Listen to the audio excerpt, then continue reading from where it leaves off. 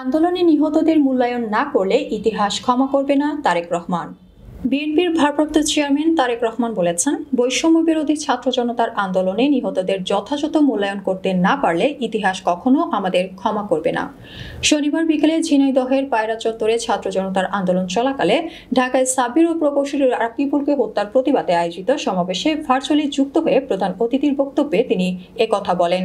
তারেক রহমান বলেন, গত 17 বছরে যারা আত্মত্যাগ করেছেন তাদের আত্মত্যাগ সেদিন সফল হবে যেদিন দেশের মানুষের রাজনৈতিক মুক্তির পাশাপাশি অর্থনৈতিক মুক্তি মিলবে।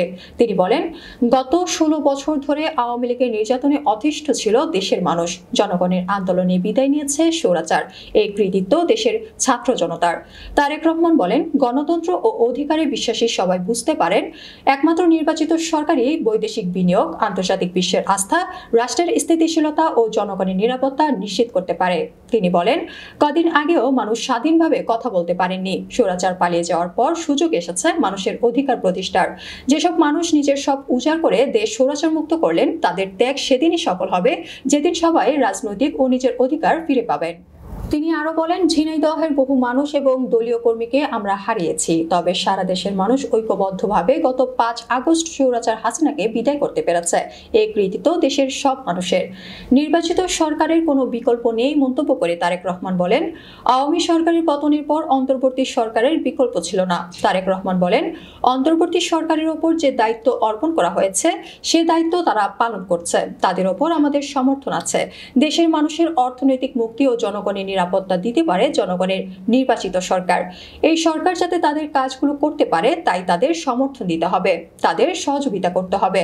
স্বৈরাচার পতনের এই মহাক্ষণে দেশের গণতন্ত্রকামী রাজনৈতিক দল, ছাত্র জনতা, কৃষক, শ্রমিক সহ সর্বস্তরের মানুষের অবদানকে যদি মর্যাদা দিতে ব্যর্থ হই, স্বৈরাচারী শেখ হাসিনার গুম, খুন, হামলা, মামলা, নির্যাতনের প্রতিবাদে জনগণের অবদানের স্বীকৃতি দিতে না পারি, তাহলে ইতিহাস আমাদের ক্ষমা করবে না। শহীদদের স্বপ্ন আমাদের সফল করতে হবে। স্বৈরাচার হাসিনা সরকারের পতনের পর জনগণের প্রত্যাশা অনুযায়ী নিরাপদ বৈষম্যহীন বাংলাদেশ বিনির্মাণে দেশবাসীকে ঐক্যবদ্ধ থাকার আহ্বান জানিয়ে তারেক রহমান বলেন, স্বৈরাচারের দোসররা এখনো প্রশাসনে রয়েছে। তারা প্রশাসনে বসে ষড়যন্ত্র করছে।